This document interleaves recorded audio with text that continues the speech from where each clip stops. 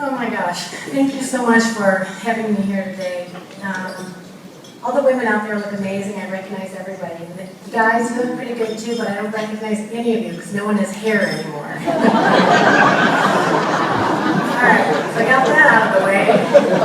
On my readers because I can't see anymore. Got my napkin because I know I'm going to start crying. But when I met Joe, I was hardly 20 years old. I remember sitting in his office one day when I was out in California visiting. I actually got to meet Arnold and Franco that day too. And he was telling me about this amazing dream that he had. It was this extraordinary vision that one day women would be able to have an incredible career in health and fitness. To me, I was thinking, yeah, right, sure. The only athletes I've ever heard of that are women is Peggy Fleming and Nadia Comaneci. Seriously, you know. And this was a time when women athletes rarely graced the covers of magazines and even more rarely got endorsements.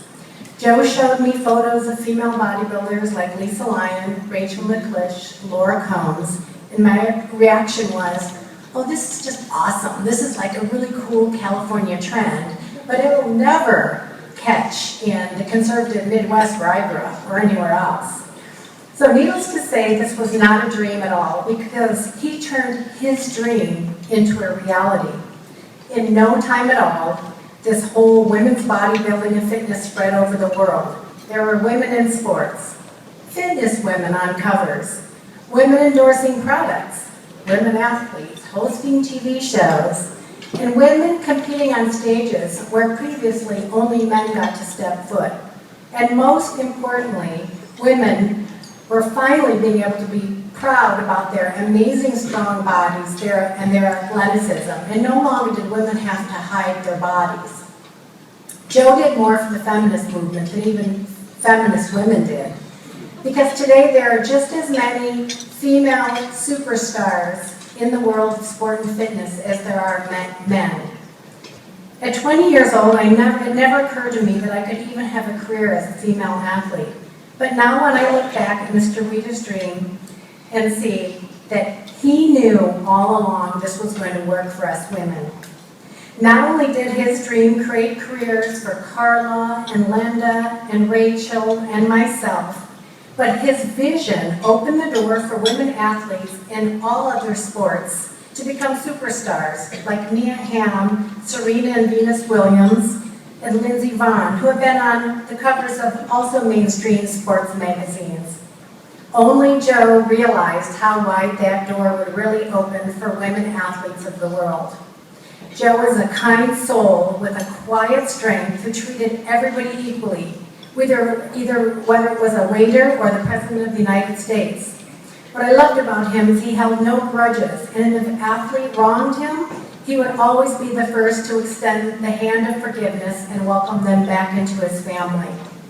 Now, I was recently reviewing the personal notes that I had taken on the Weider training principles, because every time I had a meeting with Joe, he always gave me a paper and pencil. Write this down, write this down. Joe had talked to Cameo, my sister and I, on a number of occasions about his last and his most favorite Weider principle. But it quickly occurred to me that for some strange reason, this one principle never made it into print. Here is how it reads. Weider training principle number 25, how to create a strong and powerful soul and become a true champion. Look beyond the surface and find the goodness in every single person you meet. Be mindful of the person who is struggling to achieve their goals and offer them your guiding hand. It is not the already strong person who needs your help, but it is the weak or troubled who you can help the most. And this is what Joe did for me, and probably for many others of you in the room. Joe was the trainer of champions, and he taught through his example. He made us all better than we ever thought we could be. And that is the true essence of a champion. And that is how I'll always remember Joe. Thank you.